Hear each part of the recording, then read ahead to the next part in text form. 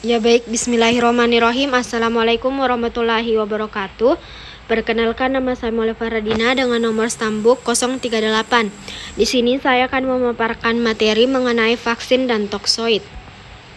Langsung saja submateri yang saya akan paparkan yaitu yang pertama definisi vaksin toksoid, kemudian yang kedua etiologi vaksin toksoid, kemudian yang ketiga patofisiologi vaksin toksoid, kemudian yang keempat itu penyakit yang dapat dicegah, lalu yang kelima efek samping, keamanan dan kontraindikasi. Yang pertama yaitu definisi vaksin dan toksoid. Vaksin merupakan antigen atau mikroorganisme yang diinaktifkan atau dilemahkan yang bila diberikan kepada orang yang sehat untuk menimbulkan antibodi spesifik terhadap mikroorganisme tersebut, sehingga bila kemudian terpapar akan kebal dan tidak terserang penyakit. Vaksin adalah zat atau senyawa yang berfungsi untuk membentuk kekebalan tubuh terhadap suatu penyakit. Ada banyak jenis vaksin dan kandungannya pun berbeda-beda. Masing-masing vaksin tersebut dapat memberikan Anda perlindungan dari penyakit tertentu yang berbahaya. Kemudian toksoid adalah tesin bakteri yang tidak aktif umumnya yang digabungkan dengan garam aluminium untuk meningkatkan antigenisitasnya dengan menstimulasi respon inflamasi yang kuat. Toksoid atau anatoksin adalah suatu toksin yang telah diubah strukturnya oleh pemanasan atau formaldehida sehingga tidak toksik lagi. Sifat antigennya tidak dihalangkan, yakni kemampuannya untuk menstimulasi pembentukan antibodi. Vaksin dan toksoid. Vaksin menghasilkan kekebalan aktif, yaitu kekebalan yang dihasilkan oleh respon imunologi alami terhadap antigen. Vaksin mengandung bakteri, racun, atau virus penyebab penyakit yang telah dilemahkan atau sudah dimatikan. Saat dimasukkan ke dalam tubuh, seseorang vaksin akan merangsang sistem kekebalan tubuh untuk memproduksi antibodi. Proses pembentukan antibodi inilah yang disebut imunisasi. Beberapa jenis bakteri dapat memproduksi racun yang bisa menimbulkan efek berbahaya bagi tubuh. Vaksin toksoid berfungsi untuk menangkal efek racun dari bakteri tersebut. Vaksin ini terbuat dari racun bakteri yang diolah secara khusus agar tidak berbahaya bagi tubuh, tetapi masih mampu merangsang tubuh untuk membentuk kekebalan terhadap racun yang dihasilkan bakteri tersebut. Contoh jenis vaksin toksoid adalah tetanus toksoid dan vaksin difteri. Kemudian terminologinya, vaksinasi adalah proses pemasukan vaksin atau suntikan atau lewat mulut ke dalam tubuh untuk menstimulasi sistem imun tubuh dan akhirnya imun akan kebal terhadap penyakit menular tertentu. Imunisasi adalah suatu upaya pembentukan kekebalan tubuh seseorang terhadap suatu penyakit, sehingga apabila suatu saat terkena dengan penyakit yang sama tidak akan sakit atau hanya mengalami sakit ringan.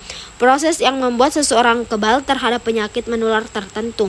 Kemudian imunitas adalah kemampuan kekebalan tubuh melawan suatu penyakit menular. Kemudian herd immunity. Vaksin akan membuat tubuh seseorang mengenali bakteri atau virus penyebab penyakit tertentu, sehingga bila terpapar bakteri atau virus tersebut akan menjadi lebih kebal. Cakupan imunisasi yang tinggi dan merata akan membentuk kekebalan kelompok atau herd immunity sehingga dapat mencegah penularan maupun keparahan suatu penyakit. Kemudian ada pun jenis-jenis vaksin. Yang pertama itu vaksin dengan virus inaktif, vaksin hidup yang dilemahkan, vaksin mRNA, vaksin subunit rekombinan, vaksin toksoid, dan vaksin vektor virus atau modified. Yang selanjutnya etiologi vaksin dan toksoid. Vaksin pertama kali ditemukan pada tahun 1796 oleh ilmuwan yang berasal dari Berkeley, Inggris, Edward Jenner. Semasa itu, sebagian di wilayah Eropa, Asia, dan Amerika sedang mengalami wabah penyakit cacar air. Ketika itu, penyakit cacar ini sangat mudah menular, bahkan sampai mengakibatkan kematian, terutama di kalangan anak-anak. Kemudian untuk patofisiologi vaksin dan toksoid. Patofisiologinya, vaksin mengadopsi mekanisme pembentukan respon imun secara alamiah yang terjadi di tubuh manusia. Antigen dalam vaksin akan menstimulasi pembentukan antibodi dan pembentukan sel memori spesifik terhadap antigen tersebut. Dengan demikian, apabila suatu saat individu yang telah diimunisasi terpapar oleh mikroorganisme penyebab penyakit yang sesungguhnya, sistem imun telah lebih siap untuk melawannya sehingga gejala penyakit yang ditimbulkan tidak tidak parah atau bahkan tidak menyebabkan sakit sama sekali.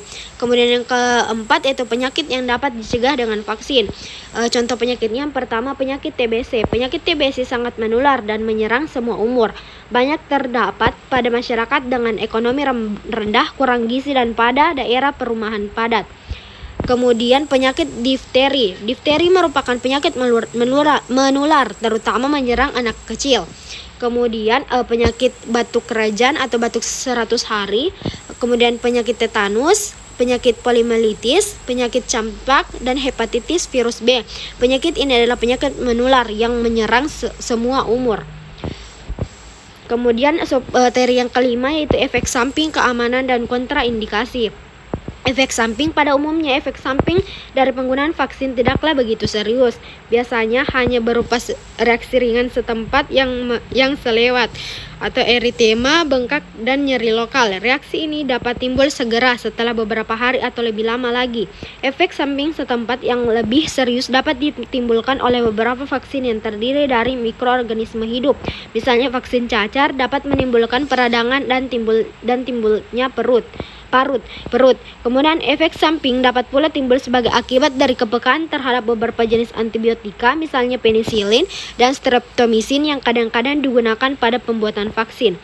Kemudian keamanan dan kontraindikasi. Keamanan mikroba hidup yang diperlemah praktis tidak menimbulkan infeksi, sedangkan jasad yang telah diinaktifkan dan toksinya bukan merupakan suatu yang hidup dan tidak menimbulkan infeksi. Kontraindikasi, vaksinasi pada umumnya hanya diberikan pada orang sehat dan tidak pada pasien yang sedang menderita suatu infeksi seperti pilek atau batuk atau dalam masa inkubasi suatu penyakit infeksi. Pengecualian adalah pemberian vaksinasi terhadap rabies dan tetanus. Mungkin hanya itu yang dapat saya sampaikan, lebih dan kurangnya mohon dimaafkan. Sekian dari saya. Wassalamualaikum warahmatullahi wabarakatuh.